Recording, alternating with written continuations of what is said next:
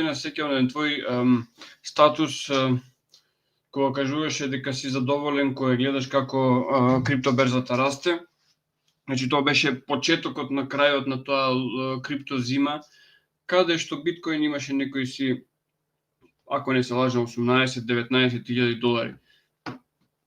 За само една година или година и пол од тогаш, сега сме веќе на сума на 60.000 долари, а денови имаше и пикови од 70.000 долари. Дали сме во булран, дали сме на средината на булран или сме на врвот на тој булран, бидејќи зборуваме за триплицирана сума на вредност. Така. Сите пазари си имаат Владко свој циклус, каде што идеме во булран, каде што иде во бер маркет и обратно, и тој циклус се повторува. Така да и кај криптото е исто, значи исто затоа што криптомаркетот сепак е една нова класа на финансиски средства и де факто зависи многу од макроекономска ситуација и па дури и геополитички ситуации. Така да многу зависи од тие работи. Што се однесува за оваа година, за почетокот на овој булран во крипто пазарот и во биткоин, јас многу пати кажав и лани тоа го кажав, ти благодарам што го спомна тоа во прашањето. Јас спомнав и тогаш кажав дека кога ќе излезе биткоин ETF, очекувам дека ќе да се прекрши тој преходен рекорд што беше од биткоин и дека ќе имаме нов рекорд и дека цената ќе се движи од 70 до 80 илјади. Така и испадна. Биткоин стигна преку 74.000, нов all-time high, нов рекорд ова година. Но тоа е најмногу повлечено благодарение на биткоин ETF. Со биткоин ETF, со овој отворање на еден фонд во традиционалните финанси, во берза, да може сите институционални инвеститори да можат индиректно да го купат биткоин преку овие фондови. Така да тоа беше еден голем пуш, големо туркање напред, ветер во грб за цената на биткоин да оди горе, а кога биткоин оди горе, се разбира дека и другите криптовалути следат, затоа што биткоин е локомотивата на овој воз, на овој криптосвет. Биткоин е локомотивата, а другите криптовалути се вагоните што биткоин ги влече. Така да секогаш кога биткоин оди горе, најголемиот дел од криптовалутите, 99% да не кажам, одат горе. Така да, како што кажавме, ние сме во булран, како што спомнав, да, ние сме во булран. Имавме исто така, имавме во овој краток период, имавме осцилации на цената на биткоин, имавме и пат поради тензиите што се случува во Израел и помеѓу Иран и Израел. Така да тоа дефинитивно влијаеше и на светските берзи, не само на криптосветот, но меѓутоа сметам дека мајот ќе биде доста позитивен за биткоин и за криптосветот и можно е да во текот на летото да биде малку нестабилно и да стагнираат цените, затоа што очекувам тогаш да дојде ударот на рецесијата. Јас тоа патем да ги потсетам сите што гледат дека пишав анализа лани во декември за ова година и во анализата го кажав моето мислење за рецесијата која ќе се случи, исто така кажав предвидување за цената за биткоин и кажав предвидување за цената на златото. Во таа анализа кажав за рецесијата дека очекувам да се случи некаде периодов во теков на ова лето, можеби и на есен, така да тоа ќе има импакт на сите пазари и на криптото, апсолутно, но меѓутоа се додека биткоин ETF и се повеќе институционални играчи влагаат во биткоин директно или индиректно со купување, биткоин ќе одржава својата цена и со тек на време од следната година кога ќе почнат и централните банки да купуваат биткоин и да имаат како национални резерви, тогаш луѓето ќе сватат каква прилика промаршиле за тие што не купиле и за тие што купиле дека направиле одличен потек. Така да тоа би било накратко објаснување. Така да, како што кажав, ќе има нестабилен период, но меѓутоа кога гледаме на пологроб за следната година, исто тоа го кажав и преходно, очекувам следната година некаде околу $130,000 за еден биткоин. Така да, кога се купува биткоин, мора да се разбере дека тоа е инвестиција за долг рок. Например, кога купуваш стан, сигурно наредната ден не одиш во агенција за недвижности да прашаш колку е цената на станот за да го продадеш, нели? Така да мора тој мајндсет кога станува за биткоин инвестиција или злато инвестиција и така натаму. Некаде денови прочитав дека после биткоин халвингот цена под $80,000 би била неисплатлива за майнинг, односно за рударење, а знаеме дека рударењето е единственото она кое што ја одржува децентрализираноста на биткоин. Тоа е во суштината на биткоин. Дали тоа значи дека е гаранција за таа цена, како минимална цена? Прво, не е точно дека дека испод 80,000 нема да биде исплатливо, особено за големите, не е тоа точно. Прво тука да почнеме и сега што се однесува за рударите. Сакам ова да го појаснам. Биткоин е отворен јавен блокчейн. И тој е достапен за секој од секаде во цел свет и да рудари, односно да ја одржава мрежата на биткоин со тоа децентрализираност, да му даде децентрализираност и сигурност, плюс одозгора на тоа. Тоа е едниот начин, или вториот начин да се тргува, односно да се разменува биткоини во самата мрежа или делови од биткоини. Така да, ако за еден е неисплатливо, за другиот ќе биде исплатливо. Затоа што во ова работа за рударството многу е битно да од каде вие земате енергија. Дали вие таа енергија ја плаќате, колку ја плаќате, дали е исплатливо. Значи тоа е главната работа тука. И после тоа нели одржувањето на тие машини. Кога би паднала цената под 60,000, тоа би било неисплатливо за голем дел од рудари, но меѓутоа ќе бидат на импакт тие рудари што плаќаат за струјата, што немаат свој напој на струја. Односно, затоа што има најголемите мајнери, Владко, еве, да те подсетам, имаат своја енергија. Имаат соларни панели, каде што напојуваат своите рудници за биткоин. Така да, многу е битно, како што реков, енергијата од кај се зема и колку се плаќа. Тие што де факто зависат од купување енергија, дел од нив може да изгубат работата доколку биткоин падне под 60,000. А тоа сценарио секако дека е возможно се уште. Една работа која што ја забележав периодов е дека алткоините некако макамачат да го следат биткоин, односно ако биткоин, нели како што кажа ти, повторно има свој all-time high, другите алткоини, особено оние кои што беа најинтересни за вложување, кои што се смета за сериозни проекти, се тегават со некои, да речеме, вредности кои што се многу далеку од периодот, например, порано, каде што постигнувале 3 до 4 пати повисоки вредности во периодот кога биткоин бил на свој 40-50 $50,000, значи зборувам за пред неколку години. Што е тоа што ги спречува тие алткоини да се движат, да речеме, со иста брзина или со приближно иста брзина како биткоин? Така, одлично прашање. Зошто во оваа ситуација е различно? Одлично прашање. Одговорот е следен. Затоа што ако не беше биткоин и тие, биткоин немаше да ја достигне, да го прекрши овој рекорд, новиот рекорд. Значи тоа прво морам да кажам. Зошто? Затоа што криптосветот е посебна класа на финансиски средства. И како што кажав на почетокот на ова интервју, кажав на почетокот дека тоа зависи од макроекономската ситуација. Ние не можеме да игнорираме дека макроекономијата во светот е на стаклени нозе.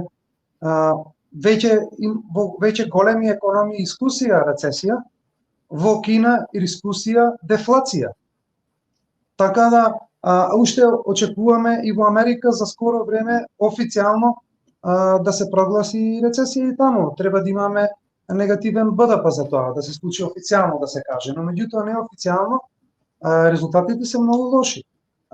Очигледно дека после оваа пандемија каде што се испумпаа средства премногу во пазарите, се испумпаа толку пари, се испримта премногу што требаше и тоа моментално ние си сносуваме таа последица од тие работи, од тие акции, ние сега ги имаме овие моменти сега каде што се уште економијата се мачи да заздрави.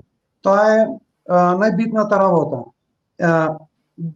Криптопазарот не е во 100% bull run, токму поради овие работи.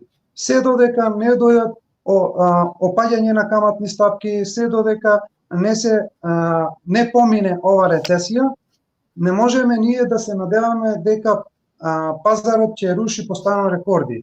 Биткоин да, може да руши рекорди, зошто? Затоа што биткоин е баран од сите, од институции, од држави, од физички лица, од секој инвеститор е побаран и купен. За разлика од другите криптовалути, ние немаме побарувачка на институционални инвеститори. Така да, тоа е најбитната работа, економската ситуација пред се.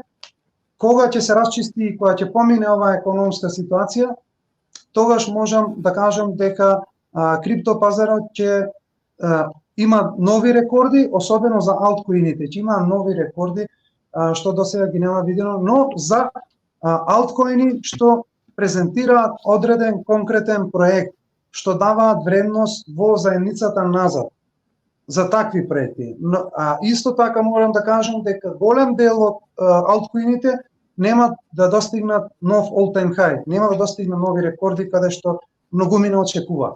Така да, тие се тие работи. Кога ја спомна рецесијата, значи веќе подолго време сме под силен притисок на она што и ти го спомна, а тоа се каматните стапки на парите што излегуваат од централните банки. Еве сега токму сега проверував, се уште се значи на 4,5-4,7. Да. Значи каматните стапки од Европската централна банка, а ти најавуваш доправа влошување на рецесијата. Да. Дали тоа значи дополнително зголемување на тие каматни стапки? Каматната стапка може само во еден случај, ако случајно продолжи инфлацијата да оди нагоре, во тој случај дури е можно и понатамешно зголемување на каматни стапки. За разлика од повеќето економисти очекува кратење на каматни стапки уште во првиот квартал. Јас тоа одамна го кажав, категорично кажав дека нема шанси тоа да се случи толку скоро, толку брзо, затоа што едноставно немаме ни услови за тоа. Економски услови не се створени за тоа. Значи треба да се стабилизира инфлацијата. За да се сузбие ова ситуација, значи ова висока инфлација, треба државите да престанат да трошат. Треба да престанат да трошат, затоа што сите држави 99% има недомаќинско работење. На фискална економија зборувам, на фискална монетарна политика. За тоа зборувам. Значи, од една страна еве Америка што прави? Како најголема економија ќе земам пример. Од една страна качува каматни стапки што им отежнува на бизнисите да функционираат, но меѓутоа од друга страна се расфрлаат со пари, со милиарди, стотици милиарди евра што се даваат само за поклони на други држави и стотици милиарди за опростување на долгови на студенти, пример. Популистички мерки.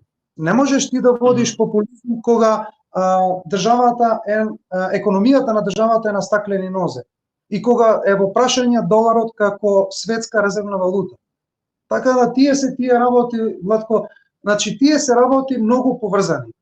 Инфлацијата мора да се намали, мора да се стабилизира, да имаме 2 квартали каде што ќе имаме стабилна инфлација што ќе биде некаде околу 2% или под 2%, па тогаш да се кратат каматни ставки. И пазарите тогаш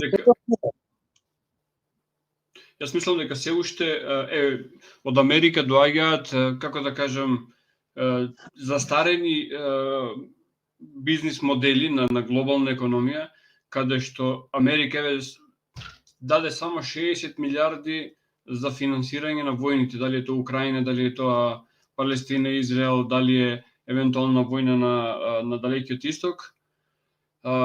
Нормално, пари и испечатени без основно сме зборувале за тоа. Нормално тоа ќе значи големен интензитет во работата на воено-индустрискиот комплекс. Капацитет, комплекс така, ама тоа е со себе ќе повлече многу разурнување.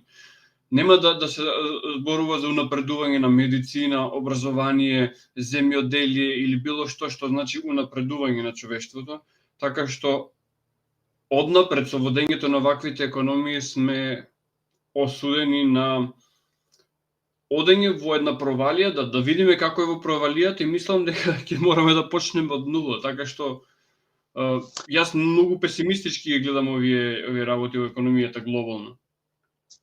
Апсолутно се согласувам и јас исто, како економист, како човек што ја следи макроекономијата, апсолутно можам да кажам дека во многу незавидна ситуација се наоѓаме, за глобална економија зборувам. Тоа е една работа, геополитички исто така нестабилно. Зошто ова се случува? Многу едноставно, Владко, зошто се случува? Затоа што кога зверот е повреден е најопасен. Во случајов имаме ние империјата пред распад. Империјата е пред распад. Секогаш кога ќе се вратиме наназад на историјата, во сите империи, почнувајќи од Португалската империја, кога се распаднала Португалската империја и кога престанала нивната фиат валути да важи како светска резервна валута, имало војни, за да дојде до една друго престројување на силите, каде што друга земја ќе го земе приматот на наредна следна империја. И овој процес веќе го имавме со Португалија, го имавме со Холандија, со Британија како најголема империја во историјата на човештвото и сега после Втората светска војна со правењето на овој економски систем уште поцентрализиран и ставање на доларот како светска национална резервна валута. Али сега моментално тој трон на Америка е разнишан и кога се случуваат такви работи, тие промени носат и други промени, таквото распредување на сили исто така носи нови војни. Така да, генерално да, ситуацијата е нестабилна, но од страна како инвеститор, биткоин секогаш ќе биде биткоин.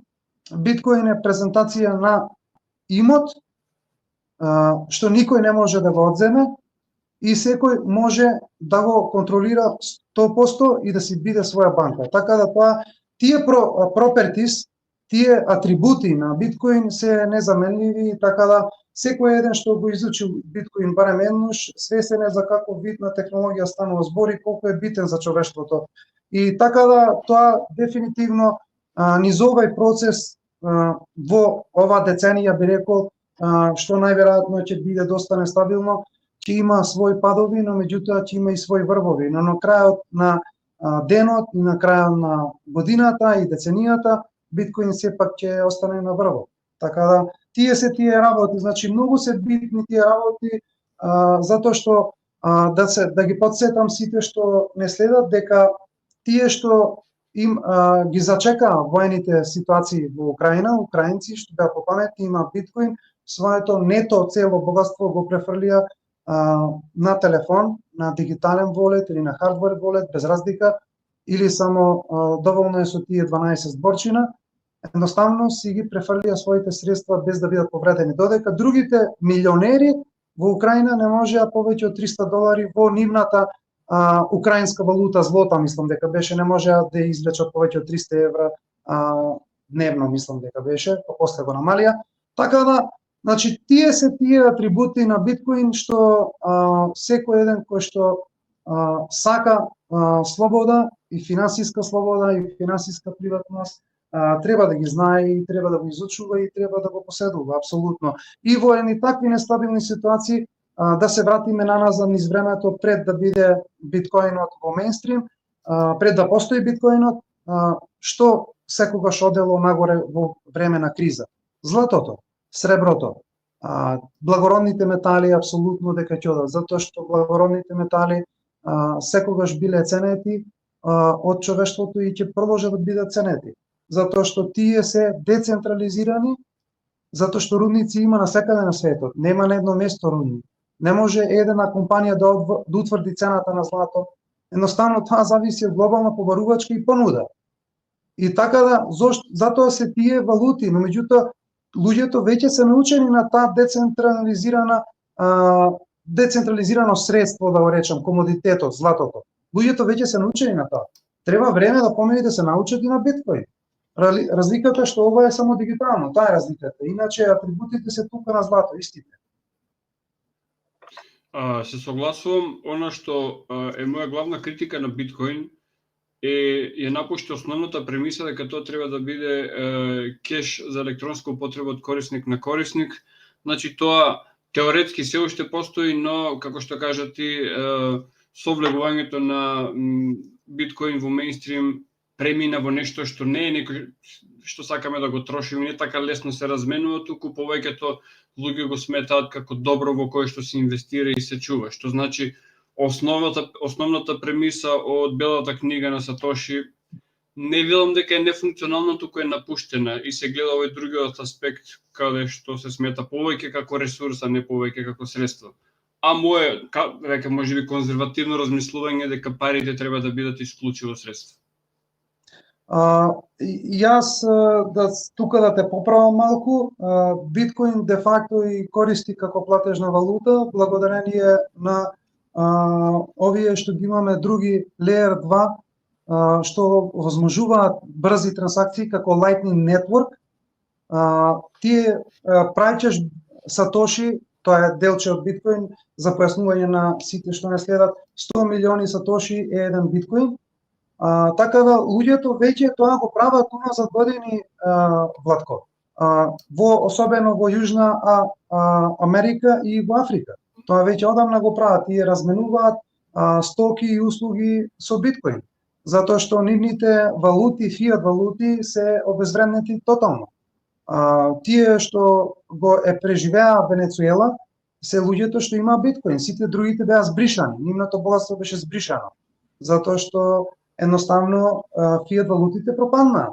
Така да биткоин има повеќе намени и од повеќе страни може да се зборува. Дефинитивно е прво визијата на Сатоши е платежно средство, но меѓутоа дефлационо платежно средство, што ќе му оди вредноста нагоре. Значи, тоа во самиот смисол, кога одиме во теорија на економија, тоа самиот смисол значи пари. А тоа што го викаме денес пари, не се пари, туку се фиат валути. Денарот, еврото, доларот, тоа е фиат валута. Фиат валута значи ти веруваш во таа хартија дека има некаква вредност.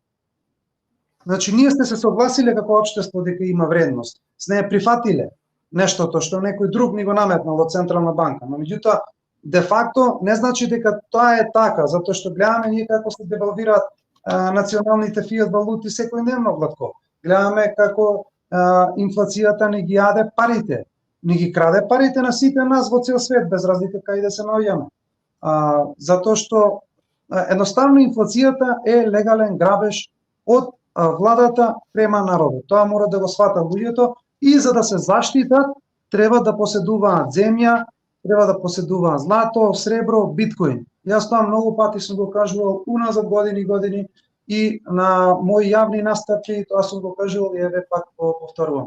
Овие 4 работи морат да се имаат, да се поседуваат, да се трудите да ги имате, да ги гледате, да ги купите понатака, наместо да штедите фиат валути во банка, што е дефинитивно многу поразително. Гледам многу вести се споделуваат со биткоин, особено во 2022 година имаше цела една група на сирџи кои што крипто ентузијасти се претворија во крипто хейтери и сега истите тие луѓе се враќаат како неголеми коментатори во крипто групите, ама не гледам да некој посебно станал богат, што значи дали станува збор за луѓе кои што само зборуваат, не инвестираат или не знам како да го дефинираме тој феномен. И обично, значи во медиумите, значи се смева со сите можни реклами што постојат за крипто. Јас мислам дека како во Джокер, во новото продолжение, на крајот никој не се смее. Зошто не се смеат уште? Имаше дури мемиња со твојот лик, се извинувам. Мемиња со твојот лик, демек, Супер. со работи што си ги кажал. Да, супер. Прати ми некој од тие мемења, баш да се посмеам, интересно. Не знам, стари беа од 2022 година, требаше тогаш да ги зачувам, сега стваја за стари беа. Кои се, како да кажам, перспективите пред се на информирањето во врска со оваа култура? Очигледно е дека повеќе дезинформации кружат отколку информации. За почеток, ако ти мене ме едуцираш за знаење во криптото, да го објасниме тоа на гледачите. Не е како во класична понзи шема. Ако јас инвестирам за мене, ти не добиваш ништо од тоа. Ајде тоа малце да го објасниме. Да. Вака, значи, како што кажав, криптосветот е посебна класа на финансиски средства. Да замислиме како акции, пример. Кога купуваме акции, кога ти купуваш, пример, Volkswagen акција, ти си купуваш за себе Volkswagen акција, ти не купуваш за мене Volkswagen акција, ако ти научиш дека треба да купиш акција од Volkswagen. Пример, сега малку да го попростам за да може секој да ме разбере. Дали тие, пример, некој ќе купува или не, тука е сосема небитно, затоа што на крајот на денот криптопазарот вреди 2,5 трилиони долари, американски долари. Значи, тоа е голем пазар, не е мал пазар. Ако одиме глобално е мал, но меѓутоа за нас, тука во Македонија, е дефинитивно многу голем. Што е поентата со едукацијата? Едукацијата е што е нешто неопходно за било која работа што сака човек да ја прави во животот. Без разлика за што и да правиме, имаме обука, нели? Имаме обука ако треба некоја пракса да правиме, имаме теорија некоја работа за да ги сватиме како да работите и така натака. Затоа постојат и школи, затоа постојат универзитети. За ако некој сака да се едуцира, пример, за да биде економист, може да оди да учи економија. Сега, проблемот е кај криптото што ние во наше окружување немаме каде да одиме во некој универзитет, пример, да учиме за крипто. Веќе почна во Америка, има во некои други држави веќе некои универзитети каде што веќе воведоа програми за биткоин, изучување за биткоин и за блокчейн технологија, веќе го има, се почнува, веќе првите искри на надеж веќе ги имаме. Со тек на време, мислам дека за 20 години, Владко, на секој еден човек во светот од помладите генерации користење, чување, праќање на криптовалути ќе им биде секојдневие. Како што ние тука во Македонија секојдневие користење на кеш, или како што на швеѓаните име секојдневие користење на картичка без кеш. Тие немаат кеш таму. Но меѓутоа такво општеството, така функционира, тие се навикнати на картичка. Така да нема ништо ова различно од тоа, ако веќе правиме муабе за payment и така натака. Но меѓутоа, што е суштински овде, што треба сите да разберат? Дека, кога имаш ти некоја фиат валута, дали е таа евро, долар, денар, без разлика, таа фиат валута обично секаде што е издадена од Централна банка и таа е под контрола на Централна банка. За разлика од друга страна, криптовалутиве немаат некој по-конкретно газда што 100% ги контролира. За биткоин конкретно да кажам, затоа што кај криптото има и такви, за биткоин конкретно. Биткоин не може никој да го контролира. Тоа ти е исто како како биткоин е отворен протокол. Значи тоа е како да речеме кинески јазик, пример. Никој не спречува мене и тебе да учиме кинески, да зборуваме кинески. Така да никој не може никаде да биде спречен да користи биткоин. Биткоин е презентација на слободна волја и презентација на слобода на говор. Значи има многу голема символика тука. И кога имате биткоин, вие имате свој имот вие го поседувате. Вие сте 100% во контрола кога го имате. Значи овие се суштествени разлики на ова што го дискутираме. Се надам дека појасно. Да, ова така. А ова што имаме проблеми со повеќе, да речеме, менувачници. Знаеме дека неколку менувачници пропаднаа. Binance, како најголема менувачница, има сериозни проблеми. Некои од, со тебе имаме разговарано, некои од можностите за повлекување на средства се оневозможени. Слушнав дека во Америка се комплетно забранети. Значи, а од друга страна гледаме дека големите играчи или така наречените китови се обидуваат се повеќе и повеќе да акумулираат, што значи акумулирајќи повеќе биткоин имаат повеќе контрола. Тоа од една страна и од друга страна еден поединец кој што знаеме дека како мала риба плива во океан со ајкули, како да, ако веќе се одлучи да користи крипто, како да го чува своето крипто?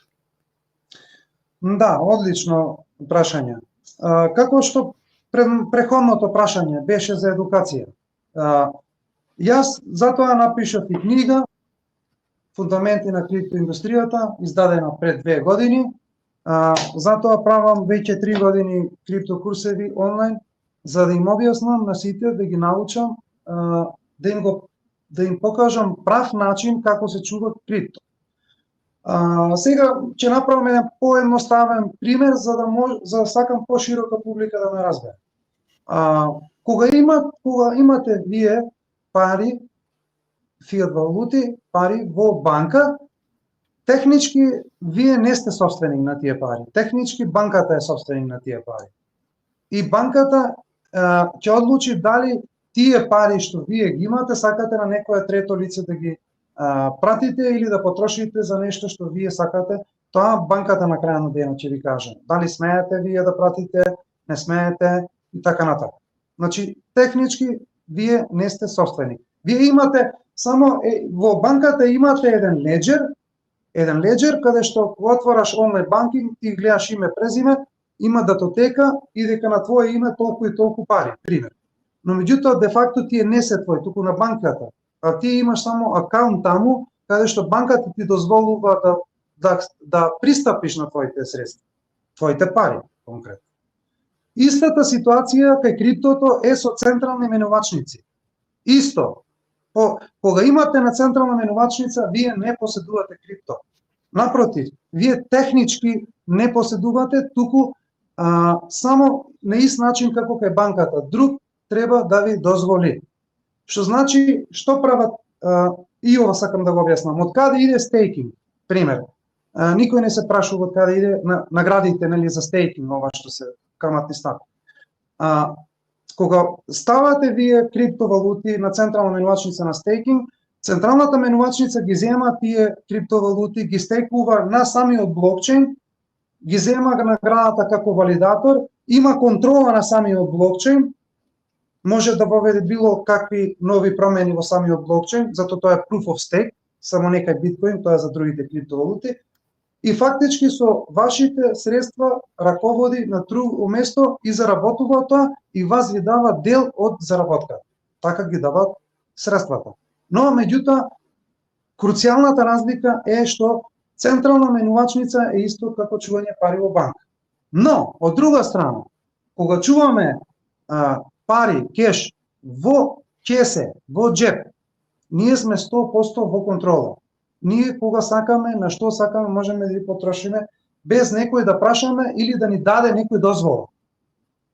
Тоа е истото со криптовалутите, кога имате криптовалути на децентрализиран wallet, на digital wallet, децентрализиран, тие ги викам независни паричници на македонски, non-custodial wallet, каде што никој нема контрол на твоите средства, на твои криптовалути. И кога ги чува на тој начин, или во hardware wallet, без разлика digital hardware, само да е non-custodial wallet, кај digital wallet најпознати се MetaMask, Exodus, за покадот екосистемот Nova Wallet, за Atom екосистемот Kepler и така натака. Има популарни, доста интересни паричници дигитални. и од физичките, од попознатите, би го спомнал овај Trezor Wallet, дефинитивно, затоа што Trezor е open source, отворен извор. Значи, таа е клучната разлика за чување на криптовалути. И затоа секогаш моја препорака, и тоа во книгата го опишав исто така, во ова книга Фундаменти на криптоиндустријата, тоа го опишав и таму дека добро е да ако евентуално користиш централна менувачница, користи ја само за менување и одма да ги повлечеш средствата на својот дигитален паричник, за да бидеш ти во контрола на твоите средства. Таа е главната идеја на овие паричници, дигитални независни. Се надевам дека им појаснав. Така. Јас имам уште две прашања, Дарко, и тоа се многу практични прашања. Некои од гледачите, значи, ако сакаат многу пати после вакви муавети, мене ми се јавуваат да се информираат, да добиваат консалтинг, совети, едукација од тебе, како може да те контактираат, каде може да те најдат?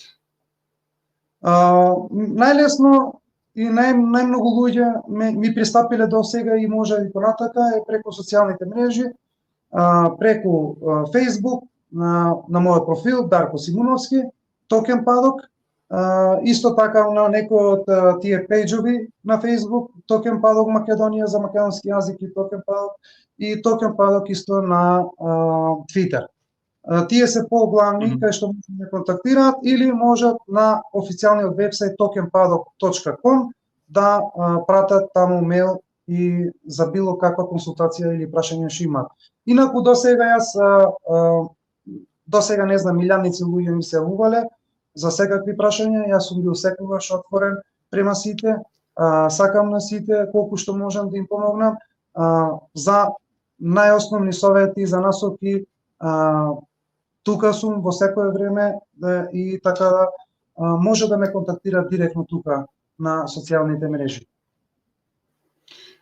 Така, сега би сакал да те прашам кои проекти би ги препорачал во 2024 година, значи алткоини конкретно, значи да ги исклучиме тука нели биткоин, етериум, Binance коин, значи тие топ 5 да ги исклучиме онака. Проекти кои што вреди да се разгледуваат и се инвестира во нив. Без да биде финансиски совет, немој да ме разбереш погрешно. Твое мислење. Да, секако финансиски совет не е. Мене тоа ми е најтешко прашање, колку и да е неедноставно, затоа што имам барем 300-400 проекти на ум што заслужуваат внимание, што стварно работат решавање на реален проект и прават нешто конкретно. Така да дефинитивно има многу што би можел да ги издвојам. Би сакал да им појаснам на сите дека мора да се разбери класификација на криптовалутите. Криптовалутите не се сите во еден кош како што повеќето мислат. Тие се презентираат посебен проект. Презентираат одредена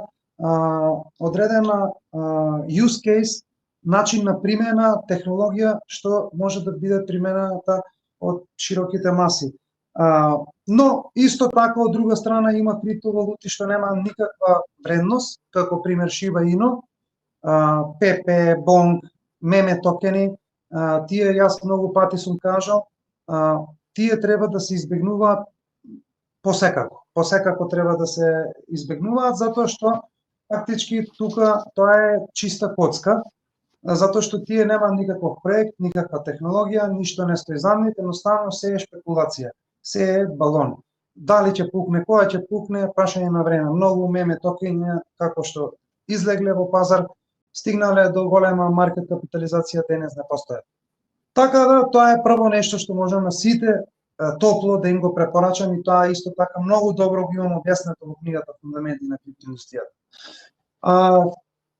Сега, кога се инвестира, многу е битно, пример, колку се инвестира, Владко. Затоа што не можам јас истата препорака на сите да ја дам. Многу е битно колку се инвестира и колку тој инвеститор во моментот има колку има толеранција на ризик. Тие се две работи што се многу битни кај криптото. Затоа што криптото де факто е многу волатилно и може да донесе голем поврат, но меѓутоа исто така може многу да иде во црвено за кратко време. Значи таа е многу битно да се разбере.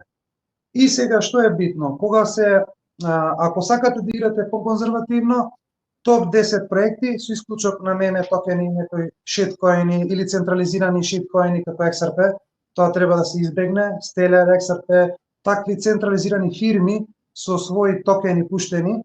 Ја не знам како досега СЕЦ каква не успеа да ги затвори овие луѓе, затоа што де факто тие продаваат акции, не се тоа токени.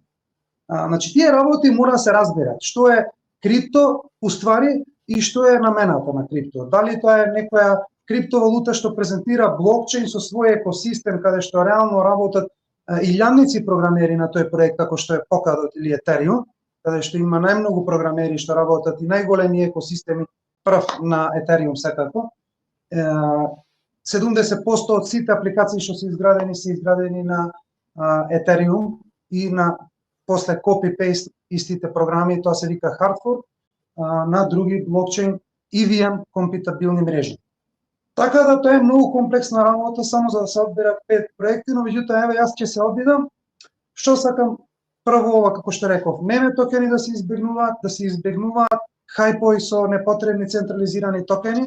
Исто тоа е многу потребно да се знае, да се бара, многу е битно кога веќе влагате во крипто, барајте децентрализирано. Ако не ви е битна децентрализираноста, тогаш најверојатно не треба да бидете во крипто, можеби подобро е да се одите на акции на традиционални финанси. Сега за проектите да се навратам. Како што кажав, одбегнување на меме токени, биткоин треба да се има едно делче, фрагментче, без разлика ако имате портфолио 10.000 евра, ставете 2.000 евра во биткоин, фрагмент од биткоин во неколку сатоши, тоа би било. Тоа е многу битно, исто така многу е битно да се има некоја од криптовалутите што се во топ 10, што имаат реален проект, како што реков. Polkadot морам да го спомнам, Atom, Kusama, Avalanche. Овие проекти ја секогаш ги спомнувам уназад години и повторно пак ќе ги спомнам. Зошто? Затоа што тие се единствени проекти во цела криптосфера, пошто гледам секакви лаги и небулози се шират и на Twitter, на Facebook, не знам, секој си кажува за себе дека е најнов блокчейн, не знам што. Трета генерација, единствена, значи најнова генерација на блокчейн, се овие проекти што ги зборнав. Тие се Layer 0. И на нив се гради цел екосистем од други блокчейн мрежи. Така да, тука имаме голем потенцијал. Исто така, Real World Assets, скратено, или исто така DePIN, тоа значи Decentralized Infrastructure, децентрализирана инфраструктура, и овие видови на проекти, како што е RIO, кај Real World Asset, ова е low cap gem, by the way, што може има голем потенцијал. Исто така, вештачка интелигенција, досега го кажував AGI токенот многу пати, AGI токенот замена пута 15 од која прв пат го кажав пред 2 години, мислам дека беше така нешто 3. Така да, тие сега ќе има еден нов токен, AGI се спојува со Ocean протокол и со Fetch AI, така да ќе прати еден токен, тој токен ќе биде исто така одлична инвестиција, би бил одлична инвестиција, затоа што го знам тој менеджмент на луѓето таму што работат и што се имаат во посед, која технологија. Така да, исто така би спомнал гейминг, метаверс, ерта имам спомнато многу пати, поризичен проект, многу ниска маркет капитализација, има голем страшен потенцијал. Али и овие што ги спомнав постабилните може да бидат во портфолиото. И добро е во тоа инвестицијско портфолио што некој би правил, би инвестирал на 5-6 евра, да се распоредат од биткоин па посигурни криптовалути со повисока маркет капитализација и после тоа малку да се стават и на поризични проекти. Така да тоа би било најдобрата солуција, дефинитивно. Така, јас би сакал сега за крај да додадам јас една работа. Јас како човек, како креатор на претходно, нели, бев залчен во повеќето големи групи за крипто и да бидам искрен го напуштив сето тоа затоа што негативната енергија која што доаѓаше како фидбек од тие групи едноставно ме исцрпуваше и сватив дека тоа не е за мене. Може би е штета што овие содржини нема да бидат презентирани во тие групи затоа што едноставно не можам да се убедувам со некои луѓе кои што ми прават постојано алузии на некаква споредба помеѓу модели на автомобили. Ние сме тука, јас сум тука да си ја сработам мојата работа, ти како мој гостин во конкретниот случај си тука за да го споредиш своето знаење, а ако некој мисли дека на својот простор е подобар од нас, секоја чест, ако се потребни медали да им дадеме на тие луѓе, еве ќе испечатиме медали, и дипломи ќе им испечатиме дека се подобри, само нека се мафнат, што значи ако сакаат повторно да дискутираат со нас на темава, да им кажам дека ќе бидат апсолутно игнорирани затоа што не се вредни за внимание. Јас не би сакал многу да ја должиме овој подкаст, Дарко, би сакал да ги правиме почесто за да можеме да бидеме во реално време со новитетите, па да, нели, едно пола сат 40 на минути да ги искоментираме сите тие новитети. Јас ти благодарам за ова гостување, имај успех.